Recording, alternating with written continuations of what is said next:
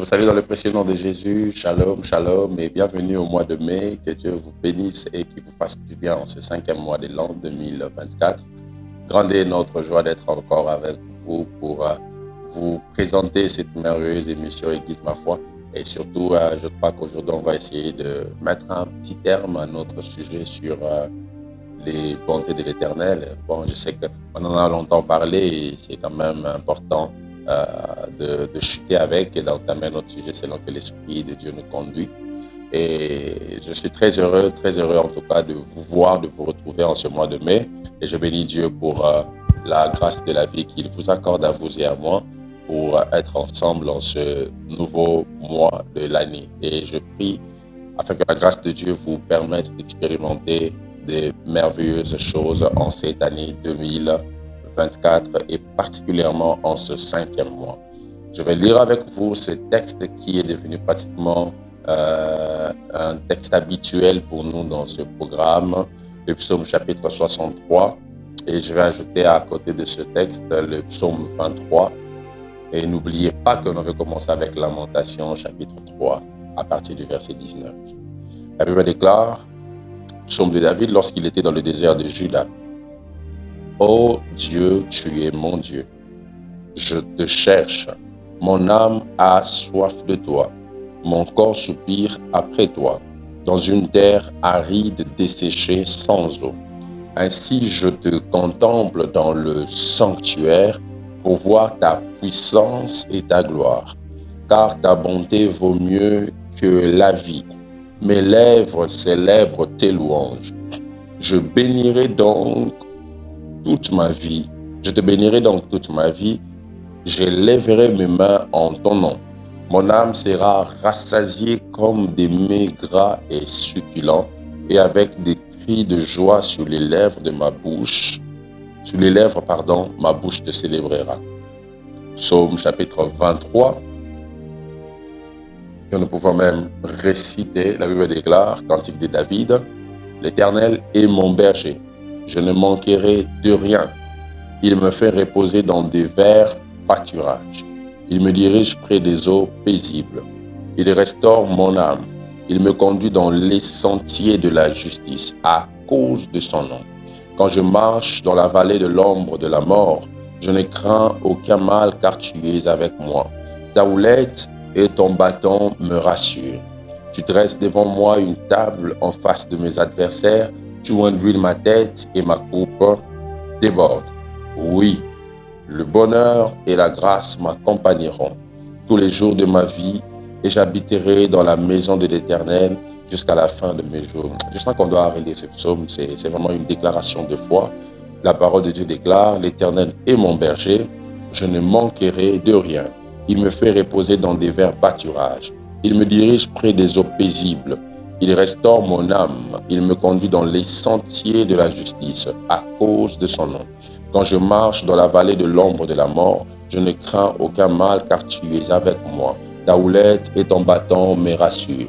Tu dresses devant moi une table en face de mes adversaires. Tu induis ma tête et ma coupe déborde. Oui, le bonheur et la grâce m'accompagneront tous les jours de ma vie et j'habiterai dans la maison de l'Éternel jusqu'à la fin de mes jours. Waouh, que c'est merveilleux. J'aime beaucoup ce texte. C'est l'un des textes qui me revient à l'esprit pratiquement tous les jours. Alors, je vous ai dit tellement de choses sur les bontés de Dieu. Si je dois essayer, je vais essayer de résumer cela en quelques mots pour continuer aujourd'hui et parler de manière pratique de ce que l'on vit quand on a les bontés de Dieu. Je vous ai dit premièrement que vous devez savoir que lorsque l'on vit les bontés, on doit aussi faire preuve de bonté aux autres personnes. Je vous ai dit deuxièmement que les bontés doivent être perçues en esprit avant d'être vécues dans la chair. C'est l'esprit de l'homme qui cherche, comme David le dit, et qui reçoit les bontés de Dieu avant que cela soit vécu sur le plan physique. Je vous ai aussi dit que l'âme et le corps ne doivent pas influencer le jugement de l'esprit. Ou soit, ce que vous vivez physiquement ne doit pas influencer votre manière d'apprécier l'action de l'Esprit de Dieu sur vous. Restez conscient de toutes les bontés que Dieu dispose en votre faveur, malgré tout ce que vous pouvez rencontrer sur le plan physique ou charnel. Alors, c'est ce que nous voyons pratiquement lorsque Jérémie parle en disant, quand je pense à l'absinthe, au poison, mon âme est dans l'angoisse ou dans l'inquiétude, mais ce que je ne veux jamais oublier de repasser dans mon esprit, c'est que les bontés de Dieu ne sont pas épuisées et ses compassions ne sont pas à leur terme. Il met de côté les bontés et les compassions. La compassion, c'est ces sentiments que l'on a qui nous poussent à avoir pitié, si je dois le dire ainsi, pour d'autres personnes qui sont en train de souffrir. Rappelez-vous que plusieurs fois, lorsque Jésus devait faire des miracles, la Bible déclare qu'il fut ému de compassion.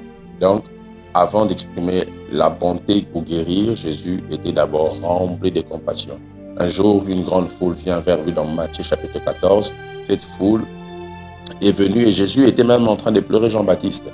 Mais il leur a regardé, il a senti comme si c'était des enfants qui n'ont pas de père. Il leur a pris, il a commencé à leur parler. Et après ça, il a même fait un miracle pour leur donner à manger. Jésus était souvent ému de compassion. Et c'est ce sentiment qui le poussait à produire ou à générer des miracles. Et les bontés de Dieu sont placées dans un système qui fait que malgré la méchanceté des hommes, les bontés de Dieu ne peuvent pas être effacées. Ce qui permet à ce que chaque saison, qu'il y ait des avocats, qu'il y ait des manques, tout ce que vous voulez, ce n'est pas parce que d'intercession des anges ou d'une église qui prie pour l'apparition des avocats. C'est parce que Dieu a placé un écosystème qui fait que saison après saison, il y a apparition des avocats, apparition des mangues, apparition d'oranges, tout ce que vous voulez. Dieu a placé ses bontés dans un système qui fait que sans qu'on intercède, sans qu'on prie, ces choses nous emmènent à expérimenter l'apparition de fruits de manière régulière. En d'autres termes, lorsque Dieu a placé le monde, il a placé déjà un système derrière le monde qui fait que nous, les hommes, nous, ses enfants, nous expérimentons ces bontés dans chaque saison de nos vies. Donc, les bontés de Dieu ne découlent pas de votre vie de prière. Les bontés de Dieu ne découlent pas de votre capacité d'intercéder. Les bontés de Dieu découlent de ce système qu'il a placé afin que régulièrement ceux qui viennent à lui puissent puiser ses bontés, que c'est merveilleux. Alors, parlons maintenant de ces atouts, soit de ces éléments pratiques que nous avons quand nous avons les bontés de Dieu. Ça me ramène au psaume 23 que nous venons de lire. La parole de Dieu sortant de la bouche de David, qui était en train de parler de ce qu'il avait vécu comme expérience avec Dieu. Je précise que le psaume 23 n'est pas le 23e psaume de David. C'est d'ailleurs l'un des derniers psaumes de David. Il a écrit ça dans sa vieillesse. Et c'est pendant ces temps que cet homme se met à parler. Il parle des bontés de Dieu et il dit « L'Éternel est mon berger, je ne manquerai de rien ». Il expose tout ce que l'on reçoit quand on jouit des bontés de Dieu. Alors, vous devez savoir que la bonté de Dieu, c'est d'abord le fait qu'il se donne lui-même avant de donner ce qu'il a. C'est pratiquement ce que David est en train de nous faire voir. Il dit, l'Éternel est mon berger. Ça veut dire que Dieu s'est donné dans ma vie comme le guide, comme le constructeur, avant de m'apporter les bénéfices liés à cette alliance que j'ai avec lui. Donc, avant que Dieu vous donne ce qu'il a, il se donne d'abord lui-même. Ça vous rappelle Jean chapitre 3, le verset 16, qui dit, car Dieu a tant aimé le monde, il a eu tellement de bonté pour le monde, qu'est-ce qu'il a fait? Il a donné son Fils unique. Dieu se donne avant de donner ce qu'il a. Et la présence de Dieu dans votre vie est déjà une garantie des bontés de Dieu. Pourquoi? Parce qu'il s'est donné avant de vous donner ce qu'il a. Donc vous ne pouvez pas avoir ce que Dieu a sans l'avoir lui. Il faut commencer par l'avoir pour avoir ce qu'il a. Plusieurs personnes prient demandant à Dieu ce qu'il a. Seigneur, donne-moi ce que tu as. Donne-moi l'argent. Donne-moi les maisons. Mais peu de personnes demandent à Dieu de se donner lui-même à eux. Et l'une des meilleures prières à faire, je vous assure, c'est de dire à Dieu, ne me donne pas d'abord l'argent, mais donne-toi toi-même à moi. C'est très important d'avoir la personne de Dieu avant d'avoir les avoirs de Dieu. Alors David dit, il est mon berger, donc je suis avec lui. Et voici les atouts de la bonté de Dieu que cet homme nous expose. Je vais les étaler rapidement et on va prier. Le premier atout que David expose, c'est la provision. Il dit, l'Éternel est mon berger, je ne manquerai de rien. Lorsque Dieu exprime ses bontés, il vous garantit une provision. La provision de Dieu ne veut pas dire que vous avez tout ce qu'il faut. tout ce que vous voulez avoir, pardon.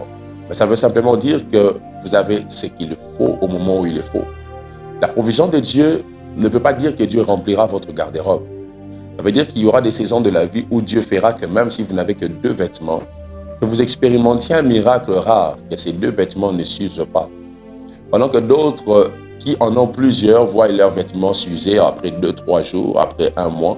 Mais Dieu est tellement bon qu'il se rassure que pendant le temps où tu n'en as pas assez, que le peu que tu as puisse représenter le beaucoup que tu n'as pas. C'est ça même la provision de Dieu. La provision de Dieu, c'est quand Dieu peut prendre le peu que tu as et le pérenniser en plusieurs moments. Où toi-même, tu serais tenu de voir comment j'ai fait 2 ans avec un seul pantalon sans que ça s'abîme. C'est parce que Dieu ne permet pas que tu puisses manquer de quoi que ce soit. Il est tellement bon qu'il se rassure que tu ne manques de rien. Et manquer de rien veut dire qu'il se rassure que le peu que tu as puisse convenir pour la saison dans laquelle tu passes. Il y aura des saisons où sa provision t'emmènera un corbeau qui te nourrira régulièrement quand tu seras au torrent de Kérit. Je prie que Dieu t'accorde la grâce d'expérimenter la provision divine. Ou avec le peu que tu as, tu regardes toi-même, tu te poses la question, comment j'ai pu réunir les 2 bouts du mois? Comment j'ai pu réussir ces projets? C'est parce que la provision de Dieu nous permet d'expérimenter sa richesse infiniment variée. Dieu pourvoit dans nos vies selon sa richesse et non selon notre richesse. Et cette richesse peut faire des fois que le soleil qui brûle tout le monde ne puisse pas te brûler parce que Dieu est tellement bon. Que la provision divine soit le partage de quelqu'un. David ajoute le 2e atout, il parle du repos. Il dit, l'Éternel comme berger, chez l'Éternel comme berger, je ne manquerai de rien parce qu'il me fait reposer. Un éveil pâturage. Lorsque Dieu est votre berger, vous avez accès au repos. Dieu vous donne le repos. Il vous accorde la capacité de pouvoir vous reposer. Rappelez-vous dans Matthieu chapitre 11, un jour il se lève, Jésus il dit, « Venez à moi, vous tous qui êtes fatigués et chargés. Je vous donnerai du repos. » En Dieu, nous avons le repos. Il y a quelqu'un qui est fatigué, plus qu'un athlète qui vient de faire la course. On est fatigué de vivre les mêmes choses. Fatigué d'avoir frappé à plusieurs portes sans résultat. C'est fatigant. Et c'est tellement fatigant qu'en ce moment, tu as juste besoin de repos. Alors je veux que tu pries et que tu dises à Dieu, Seigneur, emmène-moi vers le vert pâturage. Je veux accéder à ce repos. Donne-moi le repos. Donne à ma famille le repos. La vie chrétienne commence par le repos. Et je veux vivre ce repos. Je ne suis pas fatigué de batailler, mais je veux accéder au repos et me battre dans le repos. S'il te plaît. Au nom de Jésus. Amen. Que Dieu vous bénisse.